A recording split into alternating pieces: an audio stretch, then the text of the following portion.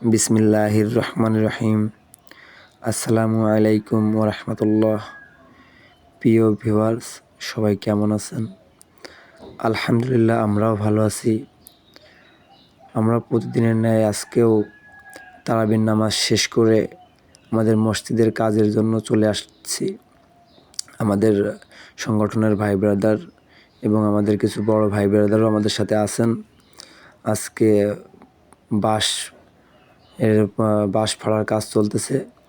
এই বাঁশ দিয়ে আমরা মসজিদের চতুর্থ সাইড রেলিং করব।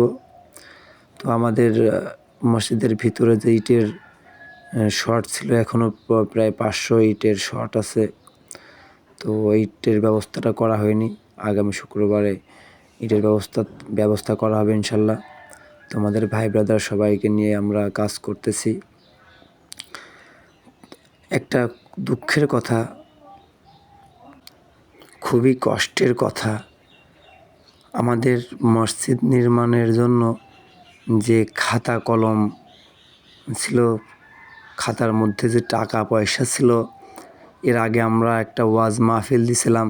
সেই ওয়াজ মাহফিলে টাকা পয়সা ছিল। আমাদের মসজিদের প্রতিটা টাকার হিসাব আমাদের যে খাতায় লেখা ছিল।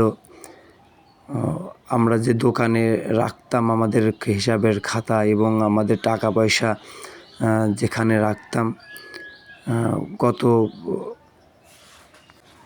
মঙ্গলবার 17 রোজা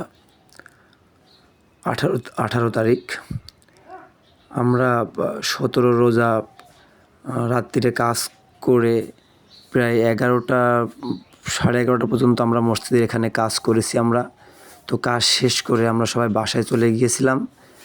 বাসায় গিয়ে সকালবেলা উঠে দেখি এই যে দোকানের তালা ভাঙ্গা। এই দোকানের মধ্যেই আমাদের মসজিদের খাতা ছিল, হিসাবের খাতা ছিল এবং আমাদের মসজিদের টাকা পয়সা ছিল। তো এই মসজিদের খাতা কলম টাকা পয়সা সব নিয়ে গেছে। উপরে সিসিটিভি ছিল, সিসিটিভি ভাঙ্গা। এবং দেখেন, দোকানের ভিতরে ল্যাপটপ ছিল, কম্পিউটার ছিল, মেশিন, ফটোকপির মেশিন ছিল। এগুলাতে কিছুই হাত দেয়নি। কিছু মুদি আইটেম এখান থেকে নিয়ে গেছে। আর বিকাশের লোডের কিছু টাকা পয়সা ছিল, ব্যবসায়ী কিছু টাকা ছিল। এখানে প্রায় 1 লাখ সামথিং টাকা ছিল। সেই টাকাগুলো নিয়ে গেছে। আর আমাদের মসজিদের হিসাবের খাতা ছিল, হিসাবের খাতার মধ্যে আমাদের 26-27 হাজার প্লাস টাকা ছিল।